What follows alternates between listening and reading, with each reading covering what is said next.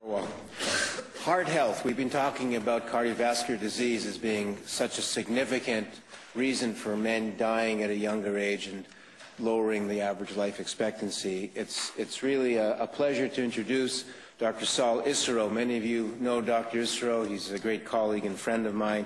Clinical assistant professor at UBC, medical director of everything that has to do with cardiology at VGH and UBC, but perhaps most importantly, he is the director of the VGH Center for Cardiac Rehabilitation, a wonderful center here at VGH that is helping many men regain their normal life function after having heart illness. So, Saul, welcome to talk to us about healthy heart.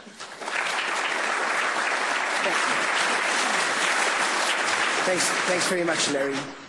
Pleasure to thank you for asking me. You were doing a urological examination on me at the time, so I didn't have much to say. Anyway, I'm going to be quite quick. I'm going to leave time for questions, and I really want you to all get to listen to Dr. Elliott's talk about sex before you all die, you poor bastards. All right, so we're going to discuss some very practical things about what we can do to try reduce our risk of dying from heart disease. We've all heard a lot of the statistics, so I'm going to go through some practical things. Let's talk first of all about the use of aspirin. Should we all be on aspirin? Some people call aspirin a miracle drug. Some people call it a bloody miracle drug because of its tendency to cause you to bleed to death. All right, so what should we do? This has been exceedingly well studied in men and actually in women. And in men, this has been studied in a number of studies, a physician's health study and a British doctor's trial, and showed that aspirin really does significantly reduce the risk of having a heart attack in the great majority of men who take the drug. It reduces the risk of stroke somewhat, but significantly reduces the risk of having a heart attack. You can see here about 34% relative risk reduction of having an actual fatal heart attack for aspirin. Fun enough, when this was studied in women, and more recently in diabetics, actually aspirin wasn't of any benefit in women. These women happened to be very low-risk women. This was from the Nurses' Health Study, and it may just simply be an aspect of looking at lower-risk versus higher-risk individuals. And one thing that's going to come out patently clear after you've finished hearing me speak is that there is no such thing as a good drug and a bad drug.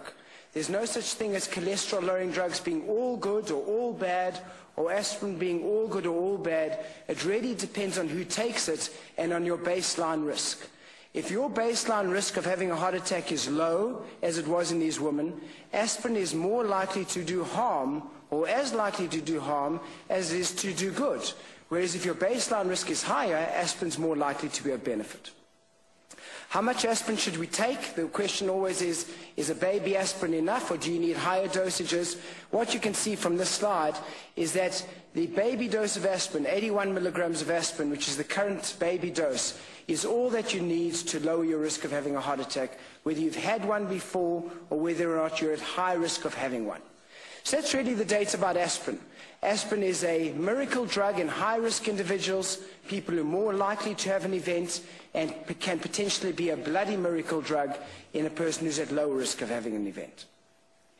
Let's look at blood pressure. How good or bad is this for you? Well, one thing that we know is as we get older, our blood pressure rises. And you can see that over the age of 80, if I can find this thing, over the age of 80, 70% of us will have hypertension. Blood pressure does rise as we get older. The question has always been, is that just normal part of aging, or can we do anything about that? And the answer is absolutely. There's nothing innocuous about an 80-year-old person having a blood pressure of 180. There's no reason why their blood pressure shouldn't be closer to what it should be as a man in the prime of his life at 48, which happens to be me. The other thing that's quite patently clear is that there is no greater risk factor for having a heart attack than age. As you can see through over here, this is systolic blood pressure in a man in the prime of his life, people a little older, unbelievably old people in their 60s. And as you get older, as you can see over here, that your risk of having a heart attack goes up with the same blood pressure, irrespective of blood pressure because of age. So as you get older, people in their 80s, a blood pressure of 120 have a higher risk of having a heart attack than a younger person who's got a blood pressure which is much higher. It shows you that life remains a sexually transmitted disease with 100% mortality, and there is no greater risk factor than getting older. If you look at the number of drugs that it takes to treat your hypertension, so if your family doctor or your specialist said your blood pressure is high, too high for you, and we need to treat it, be prepared that you may well need more than one drug to treat your high blood pressure.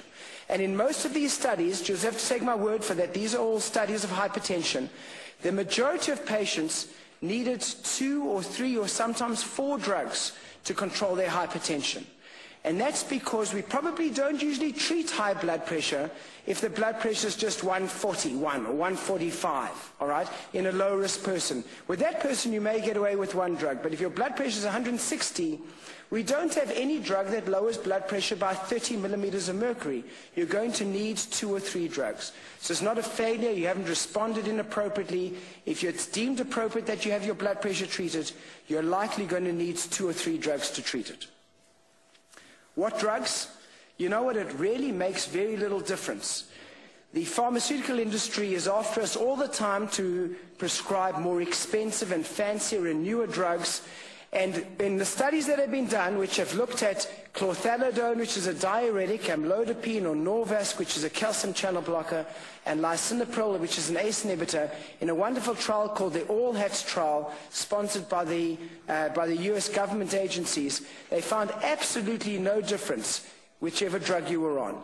So really, one of the take-home points is if your blood pressure is elevated and you're deemed high enough risk to have it treated, you're going to need more than one drug.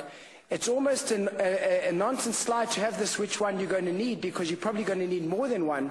But really, there's very little difference between the drugs to be chosen first off.